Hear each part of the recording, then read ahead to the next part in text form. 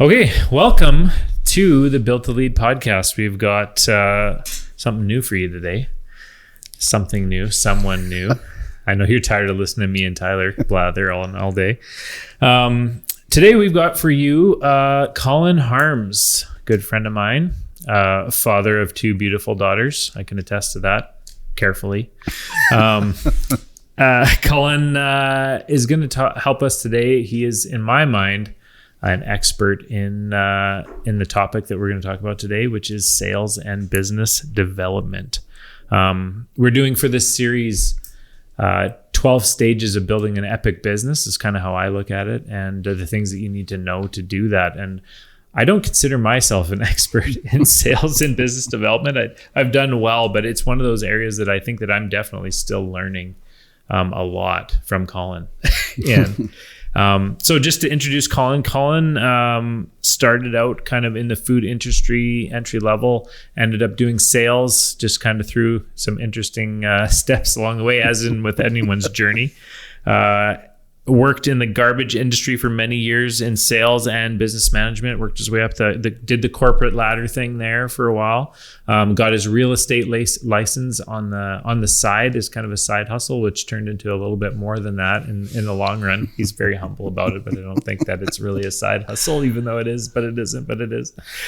Yeah. So there's another form of sales that Colin's done in business development. He is now working with as an owner partner in Hypervac Industries, a business that he's recently acquired, and of course grown and developed and done sales for, and he's here to help us out today. Welcome, Colin. Hey, thanks for having me. Appreciate it. Yeah, it's good. I've gotten to know Colin pretty good over the last few years. It's been a couple of years now. Yeah, it's been a couple of years for sure. Going for lunch and banging around ideas and having 3 to 4 hour lunches. Yeah. So we had to put limits on the podcast, because if it's like a regular lunch, you guys would be like all passed out and like, are these guys done yet? So anyway, we're going to talk about sales and business development today. And the reason I say sales and business development is because they're the kind of like those buzzwords, right? We talk about networking and sales and business development, and they just come out. And I think especially when you're a small business, and even me now in like a medium-sized business, sometimes I feel like I don't even know what that means. Like, we need to do more sales. Right? Well, someone can say that. We can say that in a board meeting. And in fact, has been said many times in many of our board meetings. And then everyone kind of just goes quiet. Like, what does that even mean? So I guess we'll start with just like, what is the perception? Like, what is sales? How do we get into sales? And what do we need to be doing? There's so many questions that surround it, but I'll just kind of let you speak to that to start, Colin. Is like, what is sales? Yeah, for sure. To me, over the years, I've learned that sales is transactional, right? It's people use all the acronyms, and sometimes they drive me crazy, whether it's B2B, B2C, right? I think we confuse ourselves doing that, but sales itself is transactional. We're selling one item, or we're selling the same customer the same item over and over and over and over. And we misconstrue it and call it business development by saying, I'm developing that customer. Well, you're not really developing that customer, right? We're selling them that phone over and over and over, or whatever it is that we do. And I think for a number of years, I was fortunate to start out literally selling a case of tomatoes and to multiple different customers. And it gave me the ability to learn what people are, or how people act, or what they do, how they respond. Very early on, is it a price game? Is it like, how do you build a relationship with somebody? I was young. I was 20 years old, and I'm dealing with a person probably 30, 40 years older than I am. They own businesses, they've been in it, they understand their costs, and literally I'm peddling a case of tomatoes and I'm selling stuff that I don't even know how to pronounce. But I was really good at it. Yeah. And I think I was good at it because I would listen to the customer and I would research what they're looking for, right? And then that's how you learn, right? That was more studying the craft. Mm-hmm. So I got really good at it, and I actually like doing that. And And then, you know, we can fast forward a number of years to where I am today, and looking sales versus business development. They are two totally different beasts. They're not even in the same realm. They shouldn't even be in the same room for that matter. Yeah. And people just put them right together. I think something too that I've seen so many times, and my experience is obviously different than your experience and everyone's, but people get like kind of thrust into sales things, like whether you sign up for the newspaper job to go sell vacuum cleaners door to door, or you go into a call center and you're doing cold calling, or like selling tomatoes to random people. People like out of necessity kind of end up in these situations, but they underappreciate the value of the lesson that they can learn through just sheer repetition. And if you're self-aware and perceptive enough, that battlefield there, because it's a battlefield, like it's hard on your ego, on your personality, on your people skills, but you like are just trial by fire, it seems like, in that scenario. And people who start early into that game and like realize that they're good at it, the trajectory and what they can do with those skills are huge, right? That's right. Like like I go back to multi-level marketing stuff, right? I feel like it's less popular now than it kind of was. It kind of had that kind of boom period. But what it did is it developed sales skills into people, and helped them to understand what works and what doesn't when it goes to being transactional. That's right. Or being relational. Yeah. Right. When, you know, I can touch on like the MLM thing. There's that's corny. There's multiple levels of success, obviously. It's yes, literal levels. That's what it is. Why I think it can be effective if say I was going to say an MLM scheme. It's not a scheme. If I'm running an MLM team. Scheme team. But I understand the metrics. And I back it out. I can have 15 people in a room or 15 people working on a team, all doing different things and progressing. If I'm running it based on how am I going to get rich quick, it's going to be very, very short-sighted. And a lot of them were like, you know, now that we're on the other side of many of these MLM scenarios, they were like rocket horizons and then down and gone just as fast, right? And then most of those were build it, sell it, trash it, right? And that happened. Whereas some of them that still exist, like I think Norwex is a great example of one that's like that. It's been around forever. That's right. But they're very, like, my mother-in-law actually works in Norwex, and it's the way she goes about it and the way they think as a business is very long-term and very relational and much less transactional. They're not just trying to wean every dollar. At least my experience with them is. But I think the proof's in the pudding in that they've been around and they continue to be around, and they kind of never phase out. Whereas some of these other ones, up and down and up and down. And I think part of it as well in selling, are you selling a product that somebody needs and wants and continually has to have? Are you selling a product that's a one-time sale?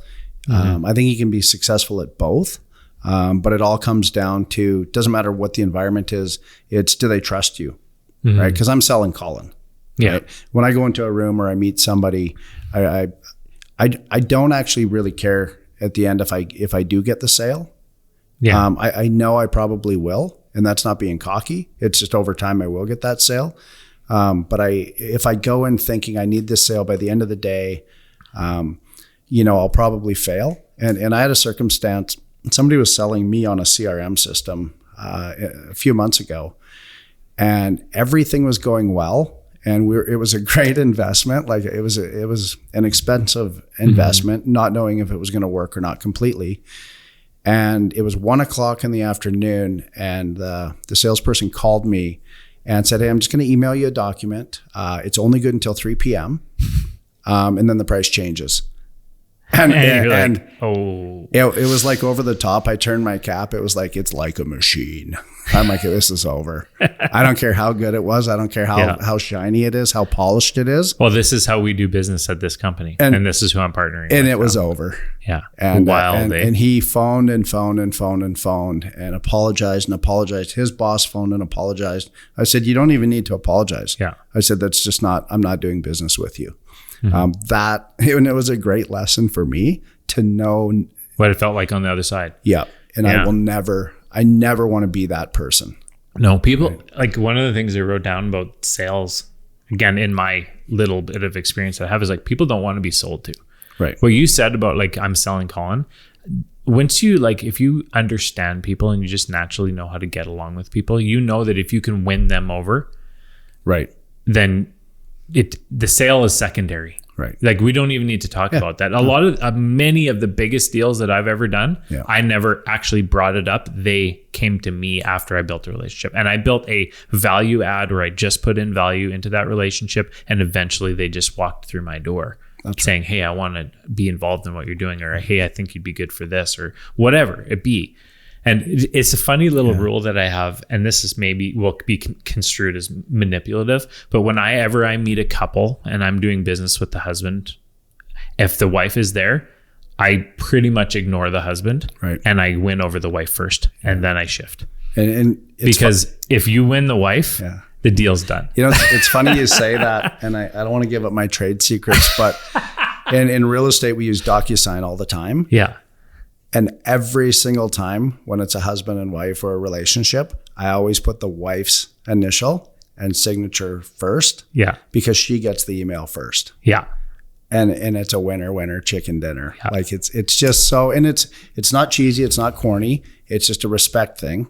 Yeah, right? It's honoring their part of the deal. It's honoring their part of the deal. The transactional salesperson doesn't give a crap because they're not the decision maker, when they may very well be. Yeah. But like, that's what I mean by people don't want to be sold to, right? Like sales, like all the old business books and all of the strategies and getting your, and again, not that there's no value in some of those structures of getting your sales, what is it called? Your script, correct? Your script, yeah. And you're like working through and doing every nuance of that process to get it tuned right in. Okay, there's value in that. And it's still, there's huge businesses that operate off that thing. But how many telemarketer calls have you got? How many? We're just discussing the emails that come through. We're talking about the, like your example of, this is good till 3:00. Like all the tricks in the book, everybody who actually buys anything and has money to spend has been beat to death with those things, and they're sick and tired of them. That's right. They're looking for authenticity. They're looking for, they want to buy from a friend. That's one of the best lines I ever heard, is like, people buy from their friends. Yeah. Right. And if you are now their friend, then they'll want to buy from you. Yeah. If the product answers the question that they need to solve, right? That's right. But just don't go in selling because it's so transactional. That's right. And I've learned too, business development, when you've turned your client into a friend, and you haven't done it, when you become friends, and you can relate on a different thing, whether it's where do you vacation? Oh, that guy likes this type of boat, or whatever. It doesn't really matter what it is. That's when you've solidified the relationship. And that is 100% not sales. Yeah. Right. There's just so many times when you can reflect and say, okay, that wasn't good. That wasn't how it should be done. And I see new people, whether they come to my door and they're trying to sell painting, right? Seasonal painting. And I'm like, well, you've never painted before.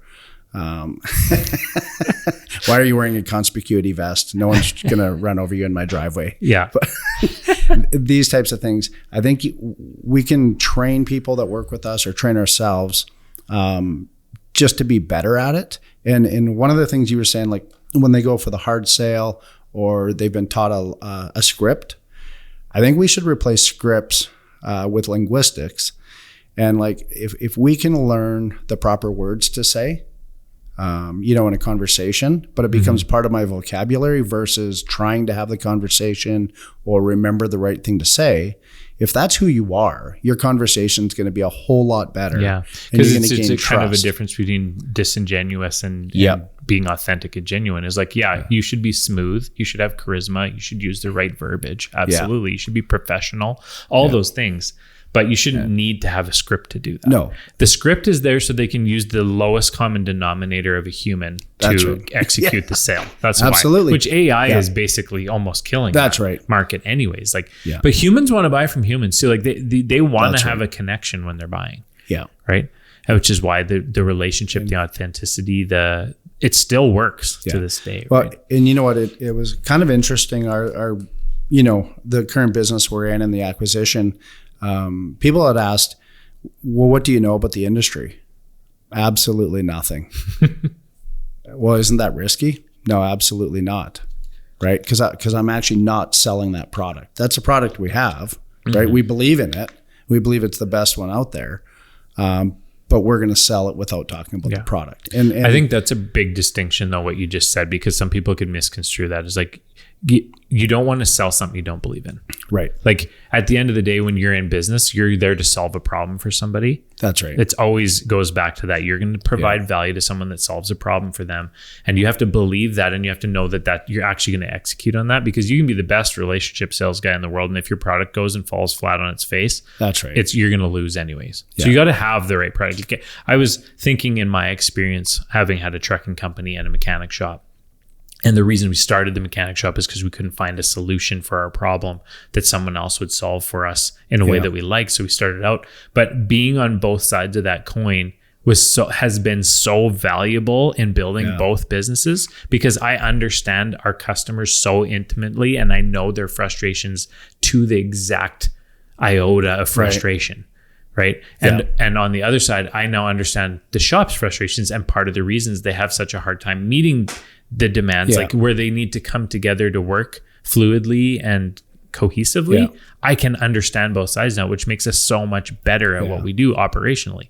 And it makes me believe it. So when I'm selling it, like I believe wholeheartedly that we're going to be the best option that you can possibly do. And you know inside what the result's going to be regardless. Right. Yeah. Because what's going into it's what's going to come out of it. Yeah. Because I think Hermosi's the guy that just beats that to death. It's like you need to work so hard before you sell anything. You need to work so hard on your product that it is actually like just exceptional. Because if you you have to be good at sales if your product sucks, because you're going to have to sell it to a new person every single time. Whereas when you have an exceptional product, you'll sell it to one person and they'll sell it to 5 people after that, and it'll explode. Like that's where exponential growth comes from. But you better be a darn good salesman if your product sucks, because you're going to have to get a new person who's skeptical each time and convince them to buy your product. That's right. And you know what's been really, really good in the last 3 years is having the opportunity to run a company that we sell internationally. And one, we're a Canadian company selling internationally. 2 is the question's going to come up, what about warranties? What happens when it hits the fan? And it will. Yeah. How are you going to take care of this? You know what? We've turned that into concern or threat or whatever it is into, well, that's a non-issue. How is that a non-issue? Well, and we go into our backup. Yeah. Right? Well, explain what you've done, because you've told me some of your customer service experiences and warranty coverages, and how out of your way that you went to just make it right.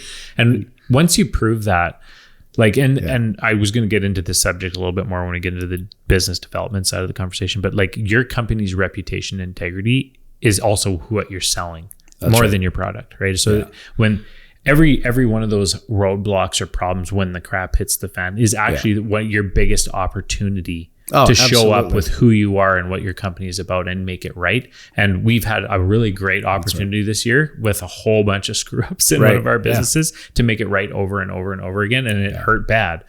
But in hindsight, looking in the rear view, we're still expanding massively and growing massively, because we took those opportunities to prove that we're going to stand behind our products. That's right. We're going to show up and make it right. We're going to fix it at whatever it costs, however it is, because that's who we are as a company. That's right. Which just proves you'll make your lifetime customers in those moments. Yeah. When things go good and they get the value that you told them, that's actually really not that exceptional to most people. It's actually when it comes around to the day that it really goes bad and they're really upset, and then you go above and beyond and you win them at that moment. That's the lifetime customer scenario.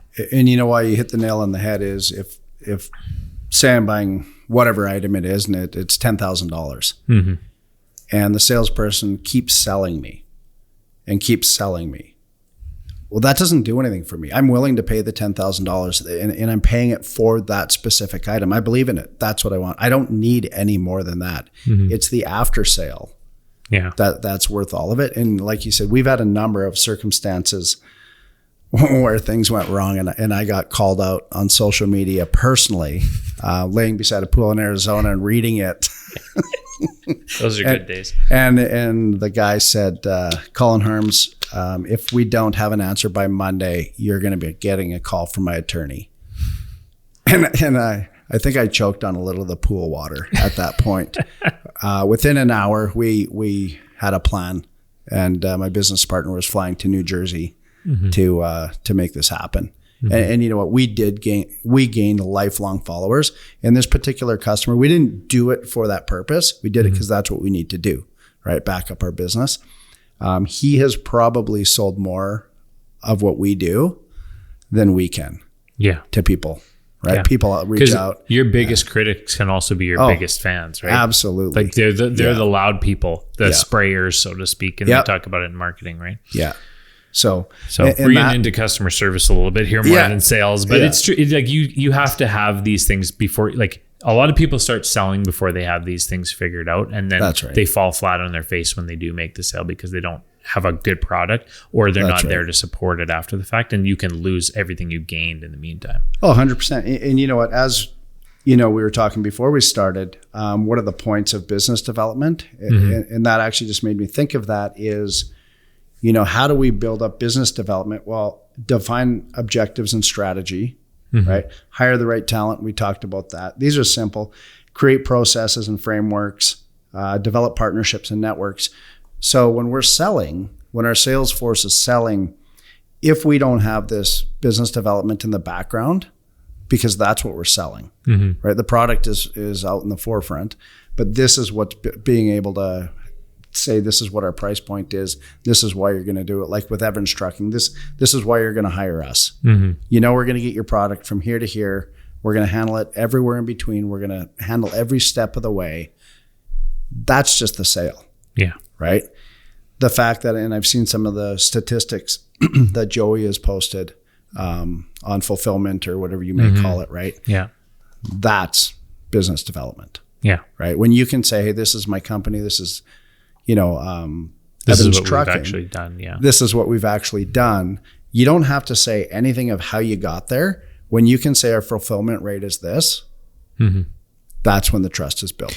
Yeah. And the next topic we're going to do right after this is we're going to touch on customer service, word of mouth and marketing a little bit and kind of a chunk in how I look at them.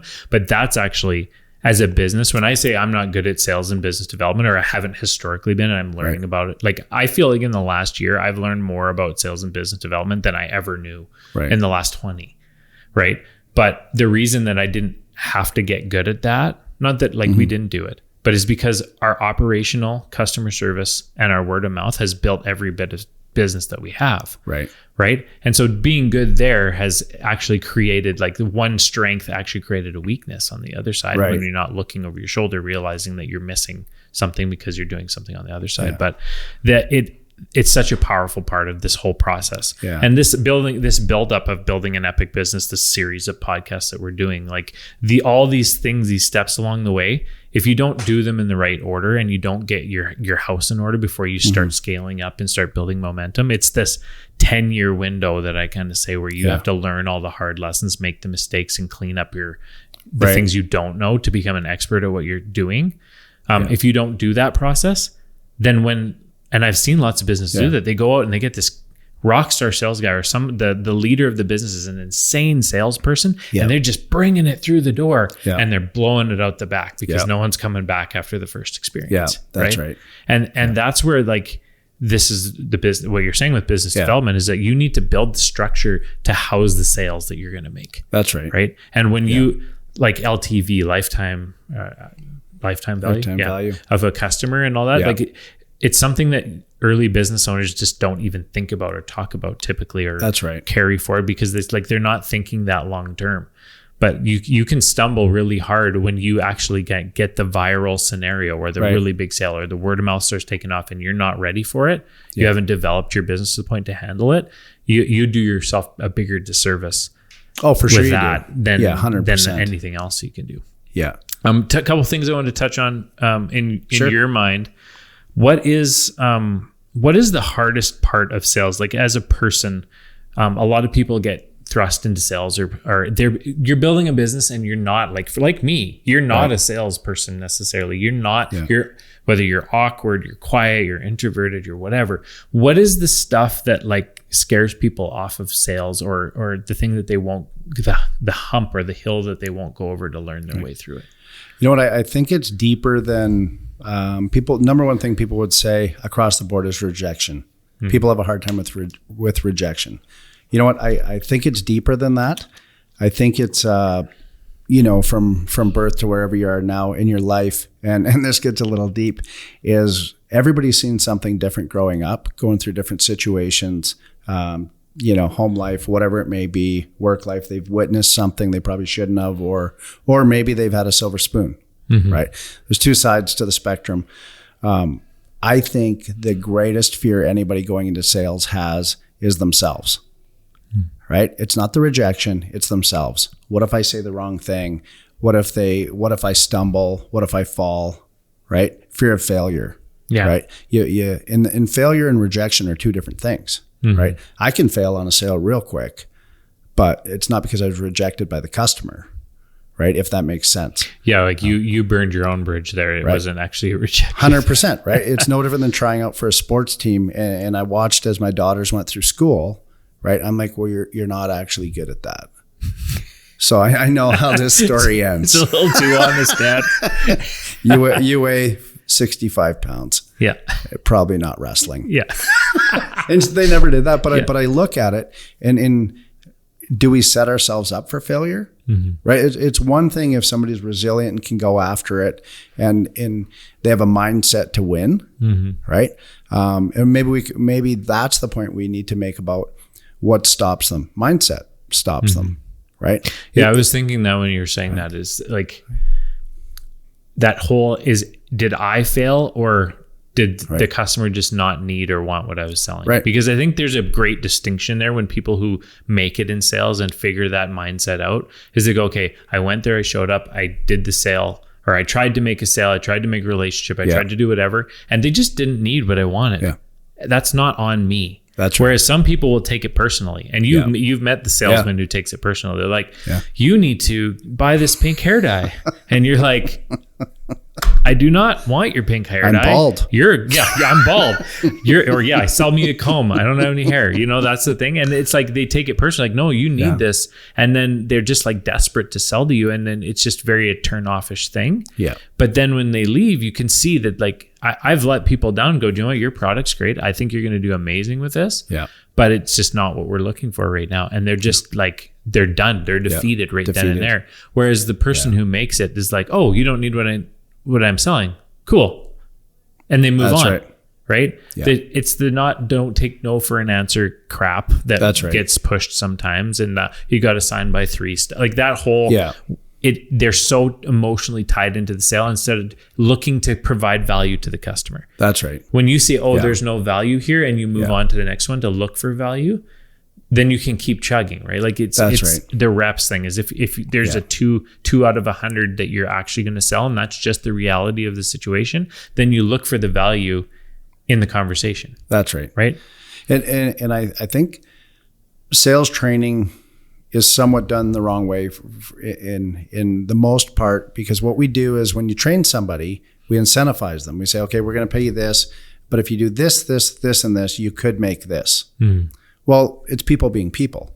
So immediately they're going to go, how do I get from here to here? Yeah, they want to gamify the system. Right? Yeah. And at all costs, right? As opposed to, is the long game the winning game? Is it the short game? What is it? I wanted to touch back, and I'll tie it into that, is years ago I had heard it this way with Tiger Woods. They says Tiger Woods, he's the best golfer in the world at the time. Why is he that? Well, he's not very good at his short game. No, but he drives 2,000 balls a day. Something like this, the stats were. Yeah. Well, what does he do with his irons? Not much. He doesn't need to, because if he's good at driving the ball to the green and he's good at putting, you're strong in your strengths, you're weak in your weakness, right? So we can hire for our weakness, right? So let's work on our strengths. And that's where it comes to sales. I don't have to be good at every point of sale in that sale.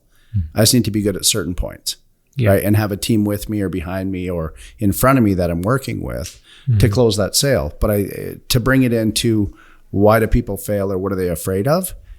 They don't have the right team with them. They can't do it. So I think that's where people miss out. They just don't understand who's behind them or who's in front of them, how the team works. We're competitive by nature, right? So am I upset that Jory's getting something that I'm not getting?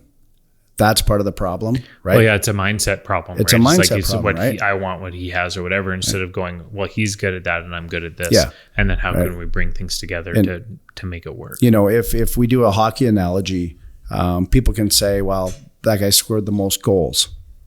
Okay, but who passed him the puck? Mm-hmm. Right? Yeah. Why don't we look at business the same way? Right? We have an entire team, and you really win by how many assists there is. Yeah. Right. I read a study a while ago, and they were trying to study, they were kind of proving a point, but I think the point was well proved in the study. So they interviewed, it's like 1,000 bartenders or whatever. And then they said, okay, these particular bars are very successful and these ones are average and these ones suck. Right. And then they interviewed the people, all the different bartenders, and that they realized that the ones that were the top successful ones had almost nothing in common, except that they were very, very, very strong in one category.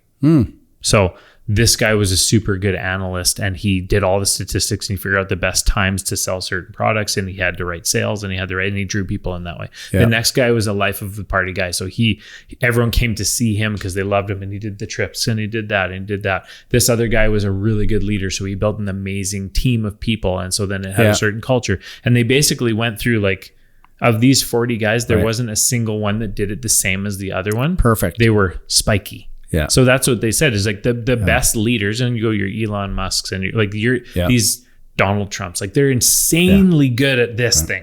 Yeah. And they've got a lot of weaknesses on the other side. Yeah. Right. But what do? They lean into their what they're good at, because if I'm really good at this, no one can compete with me there. That's right. And so I create my own market with the thing that I'm more skilled at than anyone else. And then I win. Right. And you know what? That ties into business development so good, right? Because that's the relationship building when I'm talking to you and say I'm, attracting you to our business, and for whatever reason, is if I can hone in on that and without doing the sell, is show you who our team is and why we work that way, right? Do I swim in my own lane all the time? Absolutely not. Right? I'm bad at that. I'm like, you're pumping everyone. It's the only way to network. You can't network in your own lane. And that is how you do it, right? But I think that's what makes it successful, right? Is just being pliable, being able to move, being able to listen, and also letting other people do what they're supposed to be doing.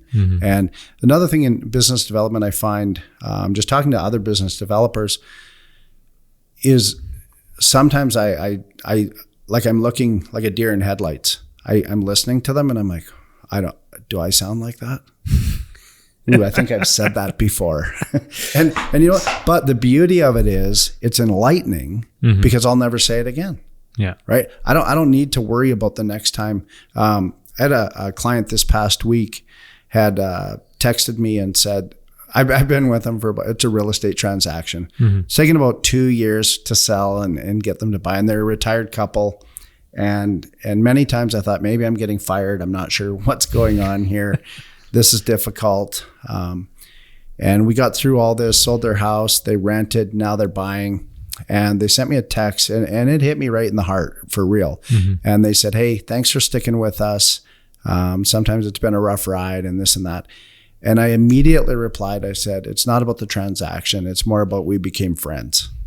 Right. And then they sent me all these huggy emojis and stuff. Yeah. And you know what? To me, that's business development. For sure. It's the long game. And I was just going to go there with this. It's like, I feel like the more I research business development, the more I talk about business development, the more I try to figure out what that really ultimately looks like. It's not perfectly cohesive, but it's networking and relationships. Yeah. Right. Oh, it for sure is. And to me, the most strange thing is my entire career at this point is just like you're putting the work in. You're fine tuning. Like I'm an analyst personality, right? So I'm like tuning all the numbers and tweaking and adjusting and making it a little better and making it a little better and making it a little better. And it's grown. And like I said, like off customer service and word of mouth, our business has grown and grown and grown. So when I go to do sales and business development, it's the most foreign, ridiculous feeling thing to go out to a networking event, to just call another business owner and go, hey, you want to go for lunch? Yeah. But it's been some of the most valuable and most fulfilling thing for our business and for me and my personal growth is to network with other business owners, tell them what we do, learn what they do, have conversations, and then like meeting you, you've connected me with 5 other really cool people because we've come to know what each other does. We like each other. We like our values. Things connect. That makes sense. And you go, do you know who you need to meet?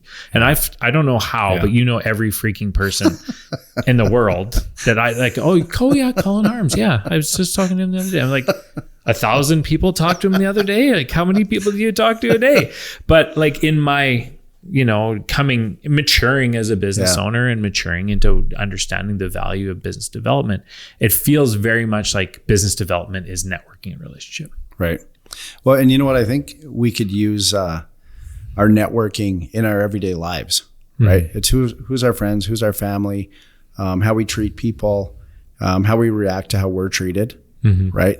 Like really, what do they say? Water off a duck's back or whatever, right? I think I got the gift from my dad. Because he was a pastor and they go through a lot of different things and over the years. But my wife always says, like, does nothing bother you? And I'm like, you know what? I don't think so.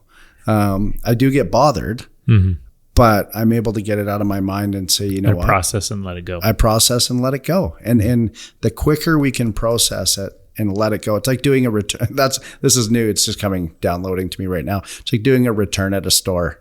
Okay, I brought it back. They I took got this. it. I didn't like it. Yeah, you can have it back. They took it back. They gave me my money. Now I move on. That is such a good analogy because a lot of people we're gonna feel a feeling, we're gonna have a thought or whatever, and it comes in, and this thought it comes out of nowhere, and it's our own insecurities or whatever. It's like, hey, I should go talk to that guy. Okay, I'm going to bother him. He probably doesn't want to deal with me. I'm too small. He's too big. He's too... Or what if he doesn't like... All these little things come in. Yeah. And then we let those things kind of latch on. Oh, absolutely. They hook in, and now you're carrying all this weight of all this trash. When it really... When things come in, we need to captivate that thought and go, that's not true. Right. Or I don't need that. And then push it away and say no to them so that they don't pile on top of us. That's right. Well, and you know what? I think if we can take it back to like the term pioneer, those people were pioneers of the industry. Why is Colin and Jory not pioneers? Right? Why can't we be pioneers? Right? So you take the trucking industry and everything else you're involved in, and okay, well, I'm going to pioneer this idea. I'm going to change the way HD is done. Right.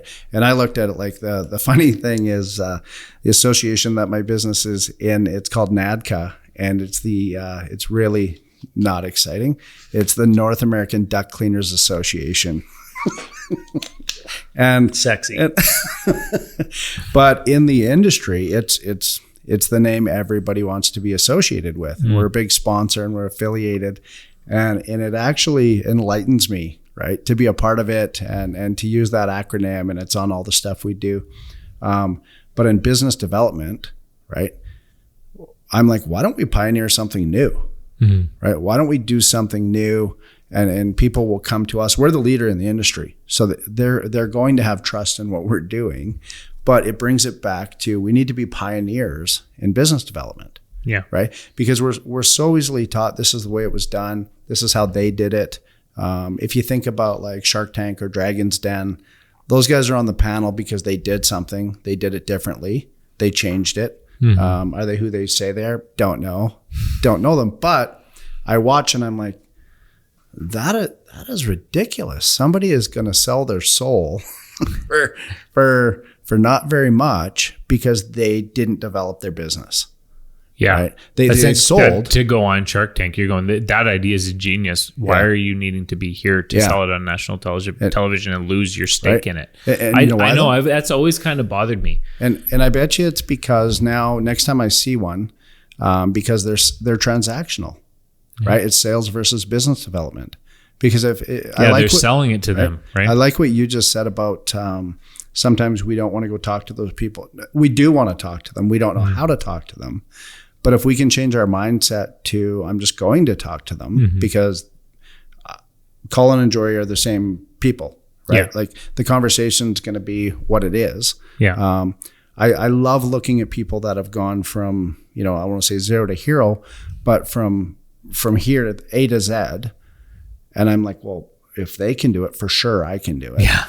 Well, when you open the veil and you see these like larger than life people or meet them, the more people I meet that are like super high that you would put up on a pedestal and realize like they're just a regular dude. Well, and you know where the best part is, and you've dealt with them. If we're sitting in an environment, and I'll use like a lender, a bank, that type of thing, and business development, very, very quickly will they be using acronyms and things. Maybe I'm a simple person that way, and I don't quite understand.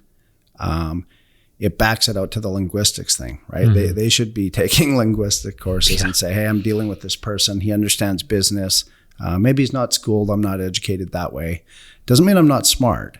Just means I didn't follow that path. That's not the fabric I'm made up of. But they will treat you differently. They call themselves business relationship managers, and they're the furthest thing away from it. Is what they mean is they want us to borrow more money, but on their terms, and they're gonna have this cryptic script. The thing that's so funny about this, I literally had a conversation with a banker this morning about this because I'll do tons of business with one financial institution, and then it's like Jekyll and Hyde. Yeah. One day I call them up and hey, I want to do this, and it's like, oh, and it's just like the 2 weeks ago we're like hammering deals through and things are going and that's great, and then all of a sudden, oh, we need way more down, or oh, we can't do that ratio, or oh, there's excuses, right? Because then they change the language, like that's what you're saying. They don't just go, actually, I got a call from my manager last week, and they were too leveraged in the real estate portfolio, so they said we can't lend on real estate. They don't say that. They say, well, you got to put 40% down. What?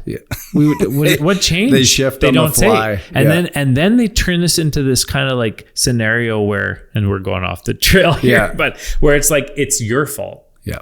And then a lot of guys will just go, oh. And then they'll back out and they'll go, I guess the deal's not being done. Instead of calling 10 banks and realizing that these two over here are now under leveraged in the real estate. That's right. And they want to do deals. It has nothing to do with you, but yet we take it personally and let it affect how we continue to move forward and develop. Another thing I wanted to bring up, which I like, it's again, in the last year, especially, I've really pushed myself hard in this way to try and like, come Phoenix from the ashes kind of the thing, and just go, I'm going to become good at networking and business development. I know I'm not good at it. I know what I need to do, and I'm just going to force myself to do it. And one of the things that I've learned is, and it's just kind of this natural entrepreneurial mindset, is that my competitors are my enemy, right? I'm not going to talk to him, or I'm threatened by him, or he's threatened by me, or we're not friends, or just naturally, that's the verbiage. And that's just all industries everywhere. If we're in competition, we're enemies. And the best thing I've done is just reach out. Say, hey, I'd love to have coffee. Hey, I'd love to meet. Because you know what? I'm a super likable guy. I'm not worried that they're not going to get along. I don't need anything from them.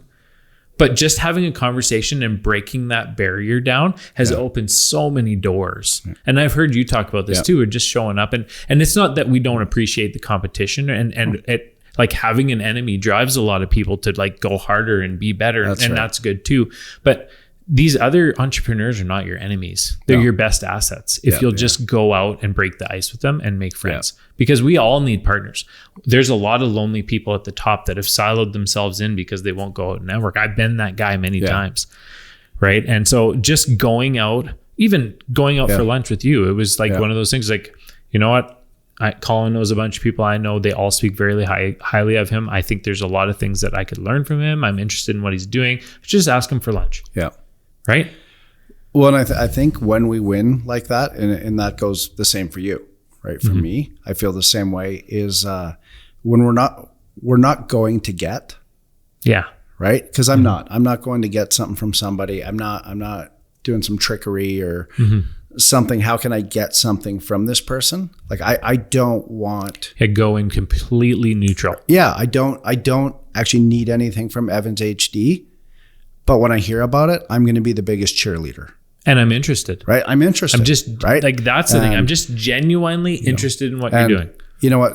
It brings me to think, And John Maxwell said it years ago. I took a John Maxwell course back when there was actually CDs.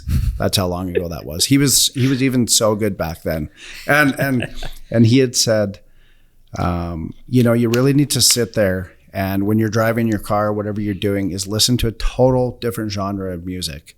And so I had started listening to jazz music, classical music, and some of it I liked, some of it I didn't like. But in the end, I took a new appreciation for, hey, Jory likes classical music. This is what makes him tick, right?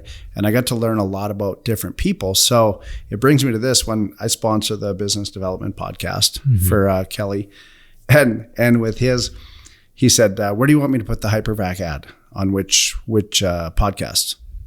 And I said, the ones that are so far away from what we do. And he's like, well, what do you mean? I said, I don't care what it is. Maybe it's like outer space, or you're talking to some guy that I don't even understand what he does. I said, I don't want it to be in manufacturing. I don't want it to be an industry like that. And he's like, well, explain more to me. And I said, because all the people that's their sound, they're going to listen to the BDC or whoever it is that he has a guest on there, are going to be introduced to my business. Yeah. Completely different. Interesting. And they may never need that, but guess what? Everybody knows somebody that knows somebody that knows somebody. And that's what I call networking, right? Like, let's say we got invited to lunch and we were all in transport. That'd be a pretty fun lunch. Yeah. It's funny. Like, you can commiserate, right? But you don't really learn a whole lot. And well, there's a time and a place. You know who would? You'll give up some secrets. I know you would, right? Here's my trade secrets. This is what makes us successful. This is our sauce. You're not afraid of it, because guess what? You can steal it from me. You're not me, right? But if we're all in the same, if we're all hockey players and all we do is hang out with hockey players, it'd probably get pretty dull. Yeah, you can only get so much better. Like, right? It's you're not going to grow to learn and be good in your industry, but like the real growth is the horizons of the things that you've never seen before. Absolutely, right. That's what breaks your mind. Like, I've gone to some big higher end business networking events and talked to guys that are doing like just wildly different things and learned like some crazy, really good strategies or thoughts or just things out of left field that I would have never been exposed to otherwise. Right. And so, like, even on that, what do you think separates? Okay, because that's all business development. These guys, say a guy does $1 billion in business. He did it through business development. Yeah. How does their brain tick differently? Yeah, I think, well, for me, just again, having spent more time in the last year, the reality of, and I think this can be applied to anything. It's a rule that I kind of use, is that you need to stack up some wins. Right. Like, do something and stack up a few wins. Right? Yeah. The first 3 guys I reached out to, I knew they would go for lunch with me, and I knew it would probably be okay. It was an easy thing. And then I stacked up to, do you know what? Those conversations were really great conversations. Yeah. It was worth doing it. I proved the model to myself a little bit. And then I tried someone who, well, we'll see if they'll actually take my lunch invite. Yeah. You know, because you say, well, they're a pretty big deal and whatever. Yeah. But the right people, the guys you actually want to have lunch with, love doing that. Right. That's what I discovered, which gave me more confidence to ask more people out for lunches, and just to, hey, I'm just trying to network and reach out to other people and learn things when I can, share my experiences and stuff. I just got some questions for you. I'd love it if I could buy you lunch. Right. And if you got no value to bring in, you have no context with this person, and you're cold reaching out to them. Okay, well then, maybe you're not going to do really great hits on that. Well, and that goes right back to, are you trying to meet with them to get something from them? 100%. Right. So I've got a friend who was in Whitefish years ago, and I guess the NFL books the Whitefish Lake Lodge for a week or something like this for award ceremony and whatnot. And so Jerry Rice was there. I'm not a big football follower, but he was a football player. Yeah, heard the name. Yeah. And anyway, so this friend of mine, and he was probably 55 at the time. I guess they said, sorry, sir, NFL has booked it or whatever. And he's like, oh, who's that?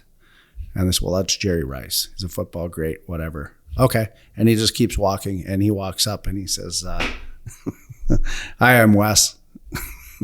And he's like, hi, I'm Jerry Rice. Oh, pleased to meet you. And just stands there. Next thing you know, they had a beer together, sat down, had something to eat. And he goes, I'm still friends with him. And I'm like, okay, it takes some kahunas to do that. Yeah. But it shouldn't. He's just a human, right? He's just a person. We all are, right? Like, and if you bring it back to networking, okay, so this guy's built up this conglomerate, or because we're business minds, right? That's the way we think. Well, he must be doing something different. No, maybe he just did more of it, right? It didn't mean he was better at it. Maybe he just stuck to it. Maybe he failed more. Well, maybe he's just started. Right? Maybe. Because that's right? like when it comes to business development and networking, most people just don't start because it's too intimidating or it's too hard, or they do it once and they get shut down and they get that rejection that first time and then they just quit. Yeah. Right. Like you do like sales and business development requires a thick skin and a right mindset. And if you don't have those things, you have to cultivate them somehow, which is why I go to that win scenario, is because it helps us build up some momentum by giving ourselves a few easy wins. I've heard the other side of the argument where you should just tackle the hardest thing first too. But like you stack loses up and then it gets harder and harder to win sometimes as well. So there's a couple mindsets on that. But I think that we have to just appreciate that, like the fear of rejection, the internal dialogues that aren't right, the just never getting started excuses aspect. That's what stops most people. It's not that the guy that actually went out and did it and won was anything special. They just started. Did they feel like rejection? Yeah, they did. They got over it. They kept going. Well, and you know what? It goes back to, grade 1, right? And I know this is my personality type, and sometimes people don't like it, is if you failed your test in grade 1 and your teacher told you you're stupid, it's okay. Move on. Yeah. Right. Like I text people a lot of times, like they'll send me this big long story and whatever. And I'm like, #next. Yeah. What does that mean? Next. Yeah. Got it. Got it. On. Next, move on. Why are you contemplating anything? Yeah. Right. Or you didn't make the team, right? #next. Like seriously. Oh, I failed at that. I didn't sell that person a house. They bought it from someone else. Okay, next. Yeah, one more rep. Right. And they always say, on your deathbed, what are you going to be thinking about? A lot of people would be thinking about that same deal, right? Because that's where their mindset is. Yeah. Right. But how do we keep people or train people to not think that way? Right. How do you develop a mindset? Like, is that possible? I don't know. I know I can develop my own. Well, the reality is there's so few entrepreneurs in the world. There's lots of businesses and there's so few people at the top that are really growing something big and really moving it ahead. There's lots of small businesses that stay small and do things like of the whatever 10 million or 100 million businesses that are in North America. I don't even know what the number is at this point. Billion probably. Yeah. There's less than 1% of those that are, I can't remember the statistics, like 1% or 4% is over $1 million. I just read these stats this week. And I actually said to my business partner, John, I said, you got to see this. Like, this is so ridiculously small that I had no idea. It's shocking. It's shocking. It's like, there's 100 million businesses and 1% of them will ever break $1 million in revenue a year. Yes, less than 1%. It was 0.01%. Yeah. And then you take that and you go, okay, of these 100 million businesses, 4% are going to survive 10 years or something like that. Yeah, it was like X amount in 1 year, 3 year, 5 year, but more fail after 10 years than they do after 1 year. Yeah. Like the spread was ridiculous. Yeah. Like when you get, and I love statistics. And so then it like gets you all riled up, but it's like, there's actually to build a business up to $1 million is no small feat. The reason that so many fail and never get there is because that is actually 0 to $1 million is infinitely harder than $1 million to 10 million in my mind. Right. Yeah. That first bit, it's all the hard lessons. It's all the times that are going to take you out. It's all the days that you want to quit, the time horizon, the not getting paid, the like all the horrific trauma that every entrepreneur goes through was in that phase typically. Well, but then there's just so few is what I'm getting to that make it. And so when we say things like, you just got to get over the rejection, you got to do this, you got to network, no one's doing it. Like nobody is doing it. And that's why it's like, it shouldn't be profound, and it doesn't seem profound to you and I really at this point. Yeah. But it kind of is. Well, you're right, because I have another friend / client, very, very educated. Like he's just this walking brain, right? Very cool guy, fun to be around, except when he talks about his work. Because I it's fun, but I don't understand it. Yeah. so we just did a real estate transaction, sold his house. He bought another one. And he had a lot of questions. He's a scientist, so he asks a lot of questions. And I answer everyone, got him answers for everything. And he says, dude, you were amazing. I'm like, I just did what I do. Yep. Yeah, but you're different. Like you just get it done.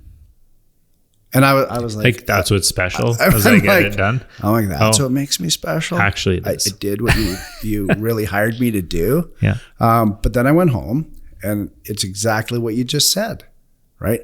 I'm not special. I guess I'm convicted, and I go after it, and I want to get things done. Not much will stop me. That shouldn't be special. Right. It's not special. It shouldn't be. Right? But it actually is, though. It is, right? That's the thing that's sickening about it, is that you go out and you just do what you expect that you ought, any person ought to do, but they're just, no one else is doing it. Right. And I think people, how do I tie this in? We live in a world of incentivizing people, right? Here's what you do. If you do this, you get this. If you do this, you get this. Right. And I remember we used to pay safety bonuses to drivers back in the day. Yeah. And we would budget for it.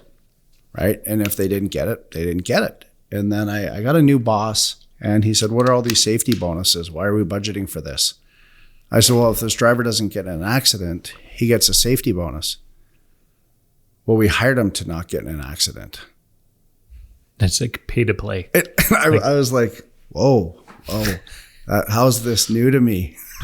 Yeah, it's true. We have these conversations occasionally here too, where it's like, okay, well, if they do this, we should do this. I'm like, if they don't do that, I'm going to fire them. Right. We're incentivizing them to come to work. Yeah. And if to they drive show safe. up on time every day, we should give them their paycheck.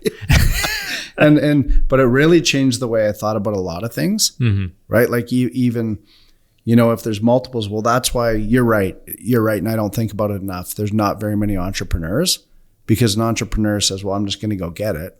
They're not looking like, oh, my paycheck's next Thursday or this is what's going to happen. I look at it by deals. I look at it by months. I look at it by years. The long lasting entrepreneurs, one of the things that's different about them is that you just don't quit.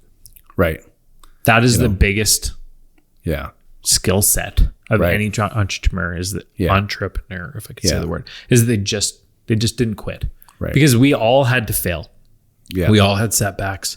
Yeah. Many of the biggest and best entrepreneurs in the world had bankruptcies, failed, half a dozen failed businesses before they actually had their big success. Yeah. They've been through all the crap that everyone else has been through. There wasn't anything different about their trajectory necessarly.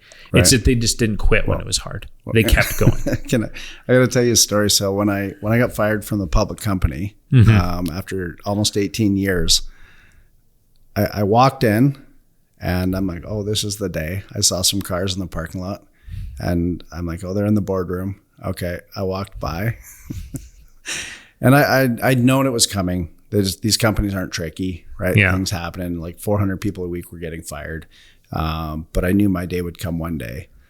And I walked in, I sat down, and I said, today's the day. And the guy who was my boss said, yeah, here's your letter. And he said, this is probably the best thing that's ever going to happen to you. I was in and out in like 4 minutes. Mm-hmm. And you know what? He was right. It was the best thing that ever happened to me. But so I went home, and I didn't tell my wife. I let her finish her day at work because she's not me, right? Yeah. And so I said, yeah, I got fired today. And she was like, what? I said, I got fired. It's so good. I feel great.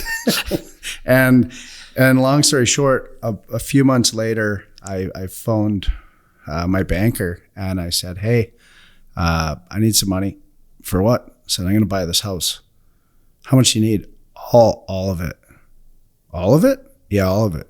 What about your existing house? It's not for sale, and I don't have a job.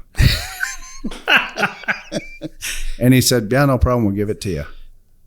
Right. Mm-hmm. And I think it's these, I shouldn't call it weird little things, right? Mm-hmm. Everything builds up to that, but it's that type of thing. And me even thinking I could phone and ask for it. To me, right? Like, I'm still like, you're going to have to tell me how you pulled that off, because I don't know anyone else. And I got it. And and it worked. He believed in me. Yeah. Right. He said, "How long do you need the money for?" I'm like, "As long as it's going to take." And it was interest only. It was fantastic. Yeah, it worked out. Right. It worked out. But some could say that could create something really crazy, which maybe it did. It's just a new belief system. Mm-hmm. Right. It's like, okay, I'm going to ask, I'm going to ask, I'm going to ask, I'm going to get fired. And I can't fire myself now. I guess I could. Mm-hmm. It just puts me in another, I could have taken a different path. I could have got fired, went home, been upset. I mean, not to say I didn't have different thoughts over all those years, right? It could have set me back 18 years and I could have been that guy for the rest of my life. No, I think it's when he said, you're going to find this is going to be the best thing that ever happened to you. Mm-hmm. Right. And guess what? He's still working there. Yeah. That's so funny, right? And you look at where you're at now and where you were then and the process that it went through. And I always go to the spiritual side of that too, is that God has a plan for everything. And when we trust that he's got our good in mind, that we can take a lot more things in stride, knowing that there's better things coming or something 100%. Different. And this has purpose in it. And it's just that I don't yet understand it. Yeah. Having that mindset helps us walk that path a lot more gracefully than other people who are carrying that entire weight on their own back. That's right. And do you think on that vein that we know God has a plan, we know good things happen, bad things happen to good people. Mm-hmm. It's how we deal with them. Doesn't mean we ignore them, right? Or how do you feel on that? Like people will say, well, you just ignore what's happening. I don't. Yeah. I can accept some things. Yeah, right? I wish I could quote the verse, but basically the verse is that all things happen for our good, right? And if you can have faith in that is the honest to goodness truth, you just go, I just don't yet understand why it is. Which is why I said. The other thing I think that we do wrong from a spiritual side of things is our mindset thing shift again, is that we think that every time something happens to us, that it's about us. Right. The ripple effect is my dad talked to us about this all the time when we were kids. Is like God uses a ripple effect. Yeah. And he said, when something happens to you, it might be that he did something to someone else and the ripple ended up bouncing off you. Or something happened to you and it's the worst thing in the world to you, but it's the best thing in the world to someone else over here. Or you can handle that issue better than this guy. And so he gave it to you. That's right. Right. And so there's all these different reasons, and his ways are not our ways and his thoughts are not our thoughts. Right. And so to think that we are going to understand everything and that the world it revolves around us is just pure narcissism and insanity. Yeah. Right. There's billions of people on this planet and a lot of other things that go on that are bigger and more important and sometimes small and less important, but really important to some other aspect of things. And we need to be okay with that. Yeah. Because we're not God. That's right. Well, and you know what, even on that, like I think we talked about it, if everything we had right now materially was taken away from me today, I would hope you'd say, hey, Colin, that's probably the best thing that ever happened to you. You'll say.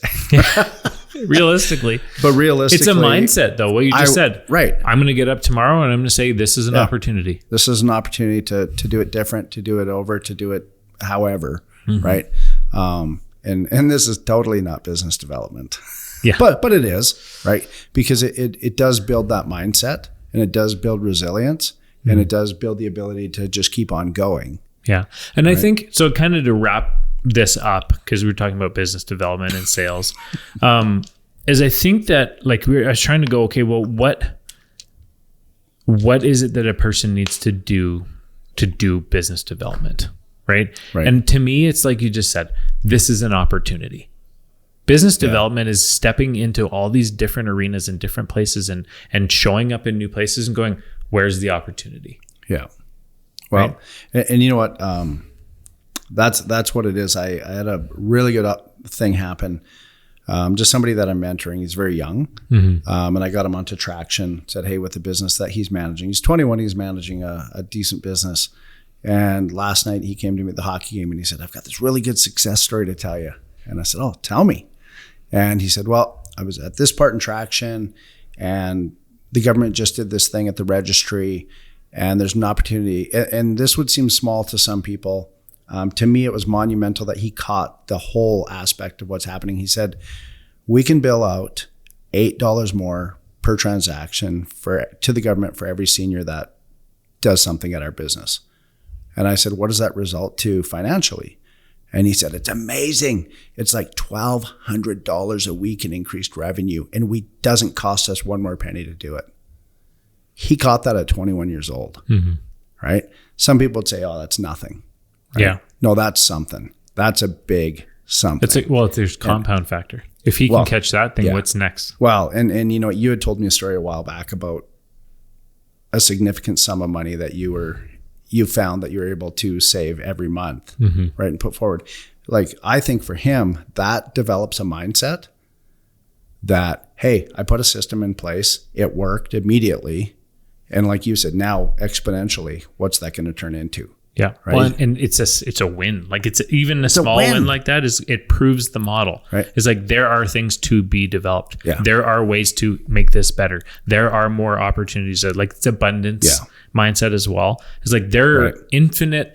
And this, I was going to go into this when I was talking about how our competitors are our enemies, or other entrepreneurs are our enemies. Is like, you need to get into abundance mindset where there is enough for everybody. Yeah. And there is infinite opportunity in business development to be had. There's no end to it. That's right. Right. And so it's just a matter of, like, when you put your mind on that, then the world's your oyster. Like, everywhere you go, you see opportunity when you're looking for it. And when your mindset says that it's everywhere, it is everywhere. Yeah. And you can start seeing it and calculating it. And then it actually doesn't become a matter of, oh, I just wish I had an opportunity. Right. It becomes a matter of, I shouldn't do all of these opportunities because this opportunity aligns with my mission and my vision. That's right. Right. Yeah. And you start selecting your opportunities instead of just grabbing at whatever you see. And, you know, and you're comfortable not chasing. Right. After that, my dad always taught me too, and it goes along that is chase two rabbits, they'll both get away. Right. That's a good one. And it cuts deep, because what do we do is that's the MLM or the whatever. We want it all. If I could just do this here, I'm going to be getting that. If I could just do one more, right? But I'm not paying attention to this. You're chasing two rabbits, right? They're both going to get away. You'll probably end up somewhere in the middle and not happy. Yeah. But so true. I've had to learn that one a few times. Well, me too, right? Yeah. Because things are shiny, they look good. Even in networking, you hear things, right? Peer groups, sphere groups, right? And you're like, you're drawn to, whoa, how's that happening for that person? And you hear some big numbers and they roll. And you know, I'm a big advocate for going back and saying, let's see in 3 months. Let's see what's going on there, right? Yeah, give it a little time to more than meets the eye. But I also don't want to judge, because what if that is their lot in life? What if that is how they operate? What if it is working that way for them? Yeah, good. Well, the other thing I've had to learn too, and I'm still not good at it because I'm like, I got the grabby hands that want to take every opportunity. But it's like, just because you missed an opportunity and someone else took it and they did well with it, right, isn't a bad thing. It's okay for other people to take on opportunities and have success with them. Absolutely. It doesn't always need to be you, right?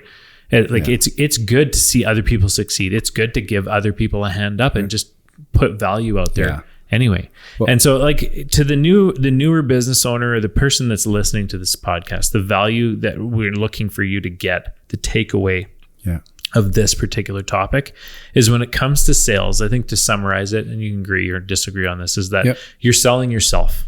Yep.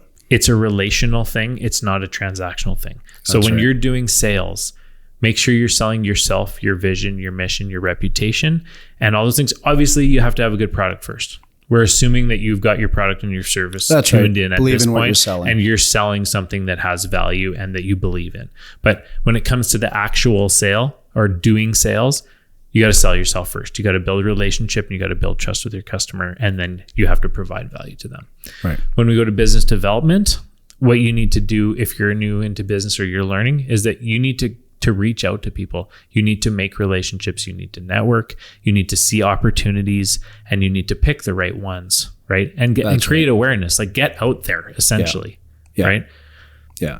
Anything to add to that? No, the only thing I'll add to that is you need to be known, and you need to have a reputation. Yeah. Right. Your reputation will either be positive or negative. There's no in between. Yeah. Right. Oh, I agree. I've been 18 and a bit years now in business, and mostly in trucking, but in other businesses as well. And nothing took our business off like our reputation becoming known. Right. Like, when people knew the Evans name and what we stood for and how we do business, that's when employees start just showing up and wanting to work for you. That's when customers are hearing about you and just showing up at your front door. That's sales and business development get a lot easier when you have a good reputation. That's right. Well, and you know what? How does it say? You get one chance to make a first impression. Yeah.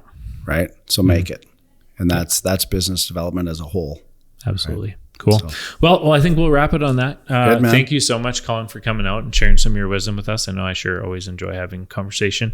If you're listening, we appreciate you taking the time to join us and learn from our experience, whatever we could dig out there. If this adds value to you, I'd really appreciate it if you'd share it, if you'd rate us or send in a review. That's much appreciated. And I just hope that you're learning a lot from this and getting the value that we're hoping to add to you. Perfect. Yeah. Have a good one. Thanks, Thank guys. You.